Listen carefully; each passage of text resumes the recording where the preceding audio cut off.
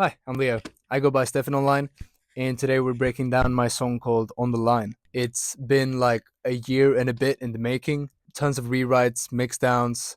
Wasn't sure if I was gonna release it or not, but ended up rewriting it and ending up happy with it. So it's out now if you wanna stream it. It's linked down below in the description. And yeah, here's the Logic session breakdown for my song called On the Line. All right, so we're in the session now for On the Line, my James Bond song in 6/8 time signature. So let's break it down. I want to start off with the piano on this one, I think. I originally wrote a piano part, but ended up not using it because I thought it sounded a bit too MIDI-esque. And so this is what it sounded like before.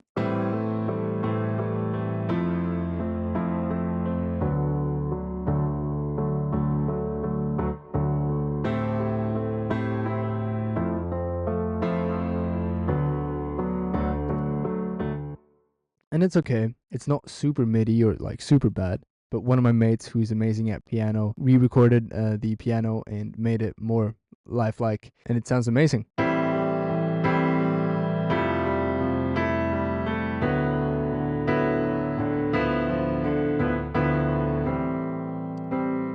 Yeah, super talented, and especially here in the later parts of the song, it's just beautiful.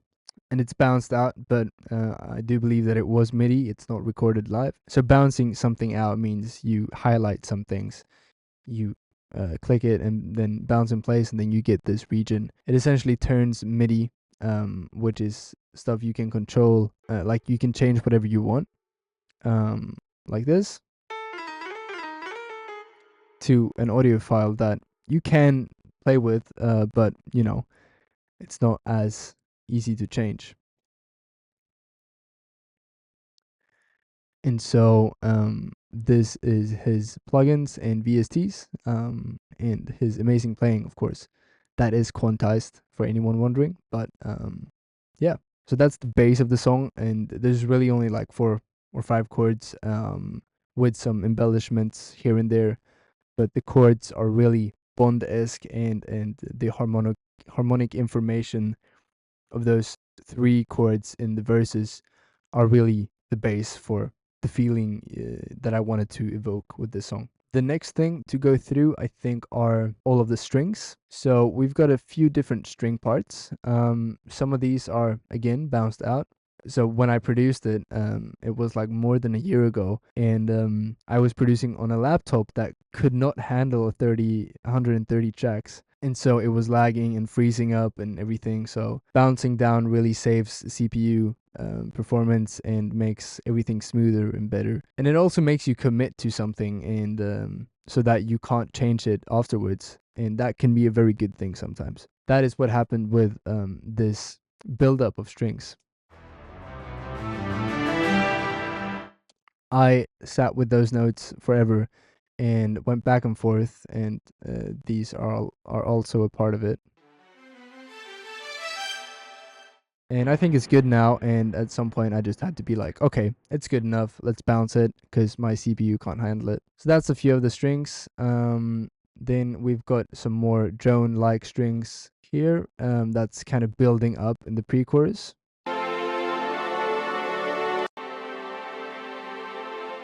And then that's joined by more strings in the chorus.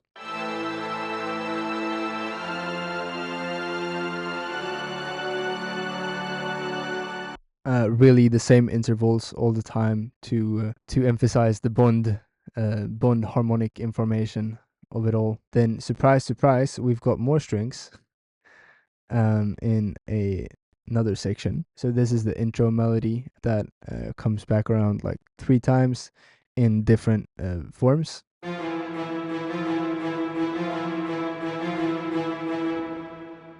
And then another melody line in the post hook instrumental thing.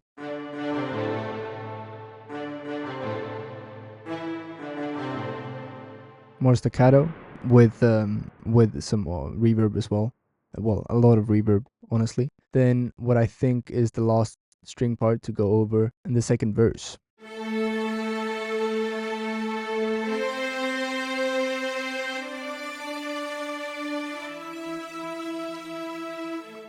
with the climax being this part.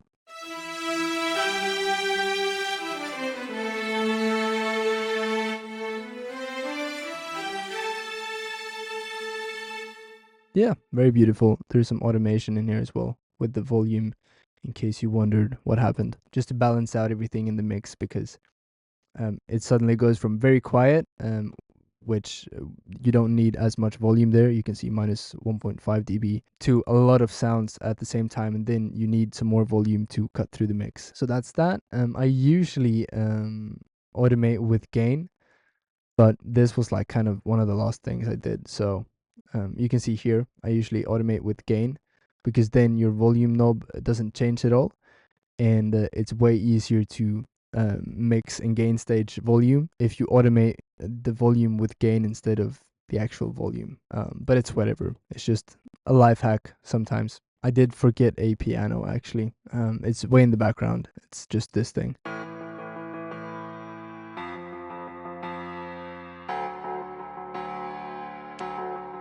Yeah. Again, same intervals, just hammering that home. All right, and another string part that's way in the background. Can barely hear it, but it fills a function, and it fills out some of the void.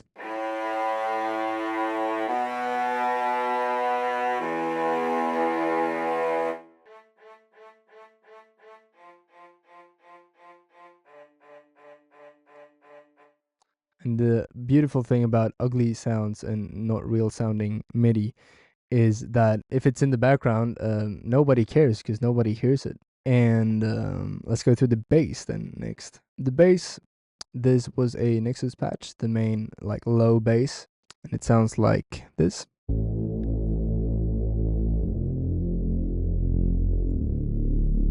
Yeah, deep, deep, deep.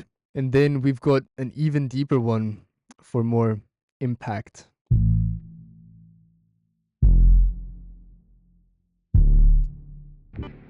And then a very annoying, distorted one that is just there to cut through the mix.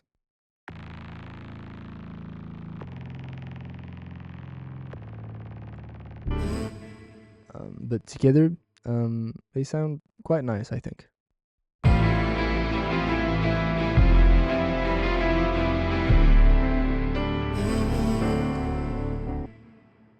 And so the second one is actually a Alchemy patch from Logic's stock Alchemy. These are the settings if you want to copy them. Another Nexus bass that's ironically called dark bass, but a lot of the low end is cut out. And so especially this impact bass went through some distortion here and some processing just to really emphasize the grittiness of the bass. And then later on, it really shines through.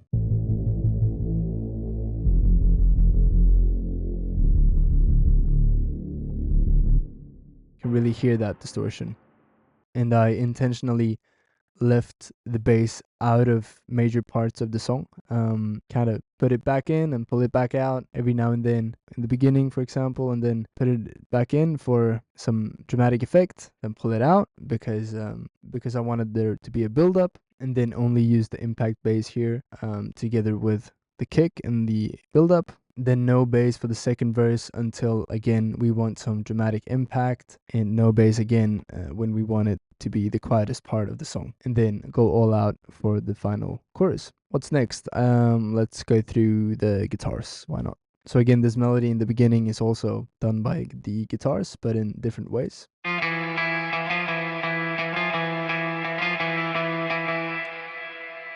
And if you want that guitar sound, this is my chain. Dry, it sounds like this.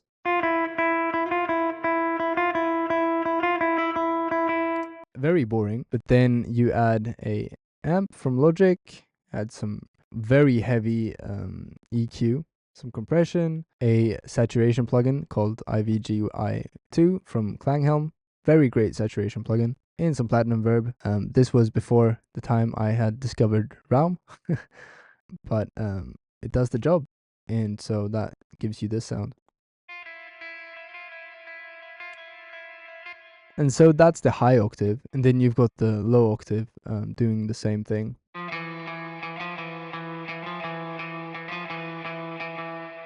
And dry, it sounds like this. Yeah, so just the same chain with some slightly different EQ. And then to spice it up, I put a lot more distortion on this third guitar that's doing the same thing.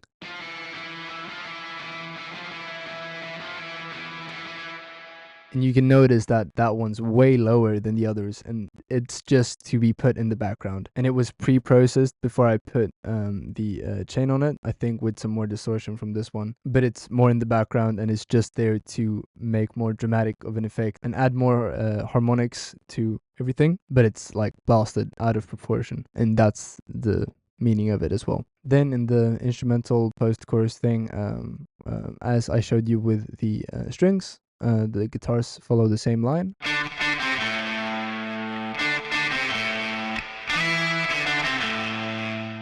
So that's cool. They also do this call and response thing. So I sing a line in the chorus, and then the guitars and some other synths that I'll go through later respond with this.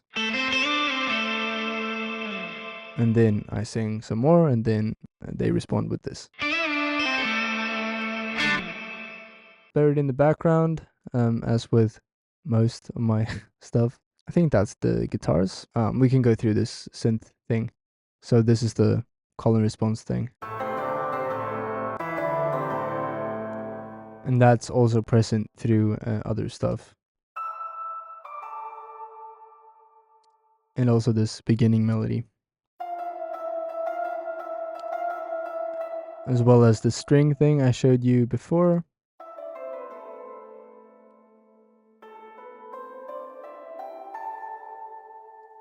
Plus in the build up to the final chorus.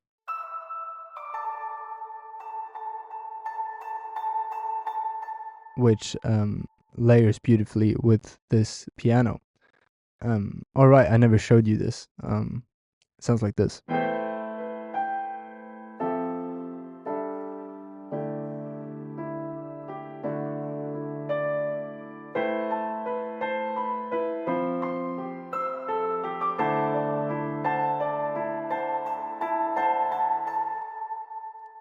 And then you get slapped in the face by a big chorus. And I actually did some a fun thing on this piano here. So it was originally part of the same wave file, but I wanted something different. So you can see that I bounced it out with some EQ, more EQ, and then compression. And then the wave file looked like this all of a sudden. And I put something called crystallizer on it. And if I turn up the wet here, you can hear what it's really doing. It's kind of cool.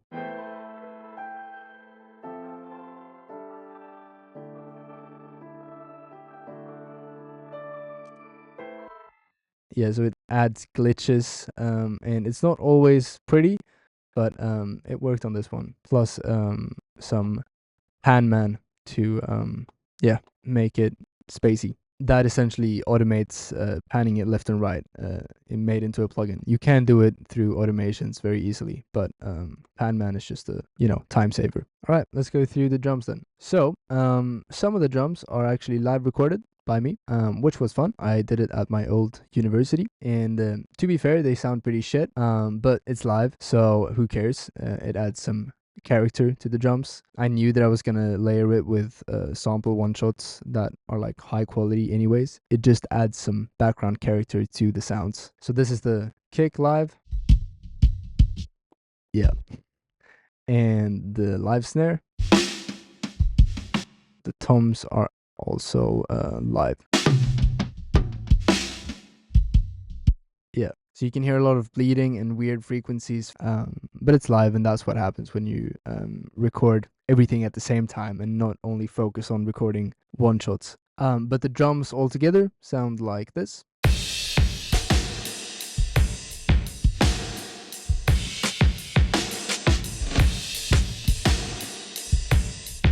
Yeah, so went for very big drums this time compared to my last song. I thought it fit because it's more orchestral of a vibe, and having small, snappy, dry drums that focuses more on the funk of it isn't really the vibe on this song. It's more big, simple rhythm, a lot of reverb. And it was fun that I could get some live recorded drums into there as well. These are the cymbals and the crashes, the sample kicks, the sample snares, then a shitty snare roll that I would have produced way differently today, but I kept it in since it's way in the background and it's masked by this thing as well, a massive hit. And that sounds like this. It is a massive hit. I think I had it in my last song as well, but it's a great sample. Then I did this thing to have an even bigger impact. As you can see, it's bounced out again, but it's one of the kicks or all of the kicks bounced together with a shit ton of reverb and a lot of the low end in the reverb boosted. I think that's how I achieved this sound. Plus maybe a sort of transient shaper to really emphasize that first initial transient. And if you don't know what a transient shaper is, or what I'm talking about, so a transient shaper is this thing. You can essentially choose how this beginning of the audio file, or in other words, the transient should behave, and how the middle part should behave, and the end, and so on. So you can bump the attack here, and it'll be way punchier. And then you can play with the sustain if you want it to die off quicker. So then the initial one is way higher, but the rest of it dies off pretty quickly. Yeah, big difference. That one's from Kilo Hearts. If you want to download it, it's free and it's great. This is just some reverse, bounced out with reverb and reversed from the cymbal. This brass is again bounced out, shocker, with some more EQ to fit it into the mix.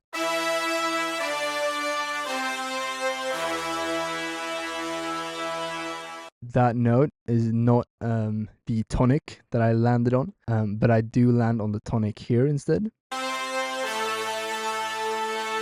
So that last note, that's the tonic, that's where you feel at home. So of course in the end you're gonna probably land on the tonic because you want it to be resolved. If I did that twice, it would be kind of boring. So I landed on another note.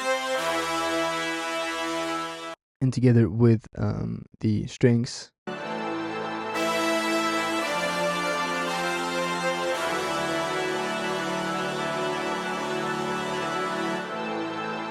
again, that Bond vibe, but it's unresolved. You don't really know if you're gonna be able to go home, but then I end up resolving it so that the listener can sleep well at night afterwards.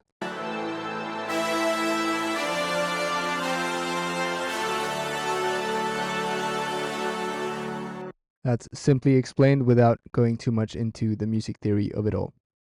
Let's get into the vocals then. So this is a choir part in the instrumental thing.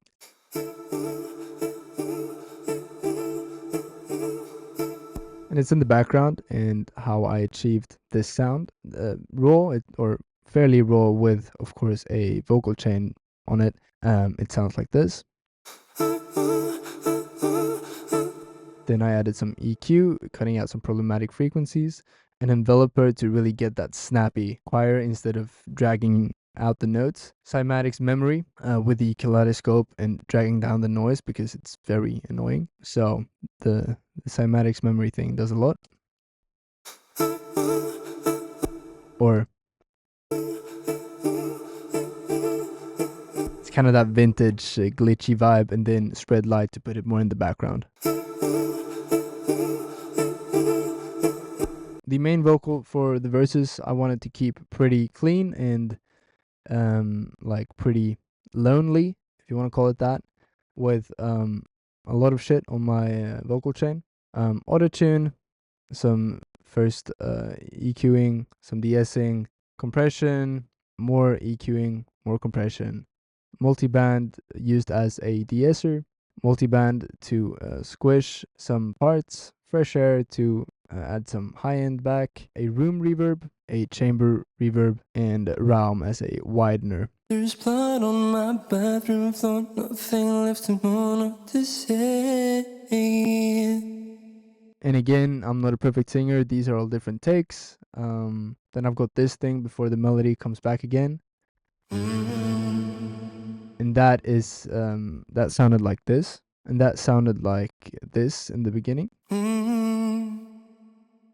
So it's bounced out with the vocal chain, and then some little altar boy and some round on top of it. And you could go all out and make it super dark, but I felt like that was too far from my actual voice, so I ended up blending it 50-50 instead. Then I've got this bounced out and reversed. Then my only send for this vocal is this send with some realm reverb sidechained to the main vocal, so you can hear it here. The reverb ducks when there's a signal from the main vocal, and then creeps back up when there's no signal to fill in the dead space. It's pretty subtle, but it works well. Then for the pre-chorus, I wanted something more to happen, so that's why we've got more stacks, pan left and right. No, I won't shed no tears. Aligned with Vocal Line, my new favorite plugin to save time, so that they're pretty tight. For these two, I just bounced them out with my vocal chain and pan them left and right, just straight up and down. But for the chorus, I did something different. I bounced them out with my vocal chain again, then put some direction mixer on it. Didn't turn it all the way, turned it to 90 or roughly 90, and then 30, 32, whatever, on the actual pan. And that gives a different stereo effect. On the line, sign me up for a mission that I got. Compared to this. To steer clear. It's a bit of a different stereo effect, and part of it is that I didn't hard pan it, plus direction mixer spreads it a bit more. Down here you can also split it at a certain frequency if you want. Direction mixer also works great on bass if you want to split it and put the crossover at like 130, 140 hertz, because below that you can make it so that there's no stereo, it's mono, which low bass you often want in fairly mono, and then bass over that you can spread wider. And then we've got me just screaming here in the background of the instrumental.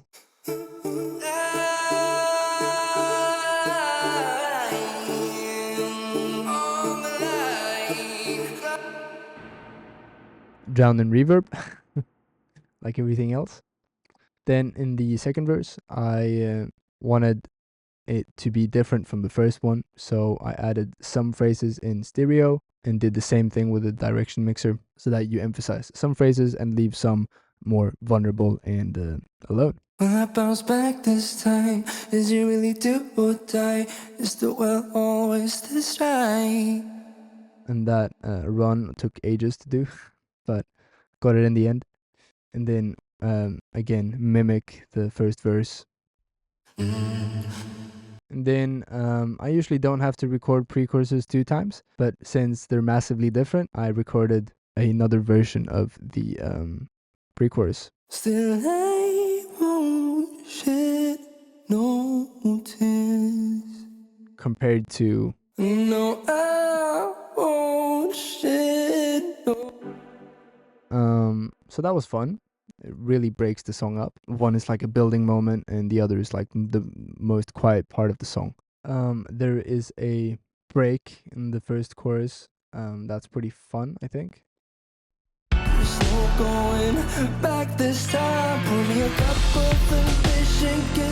So everything's just muted here, and cuts out. Then to achieve this effect, there's a riser going into the downbeat, this bass, and this pitchy thing up here, together with the guitar just hitting random notes really and just like going down the fretboard.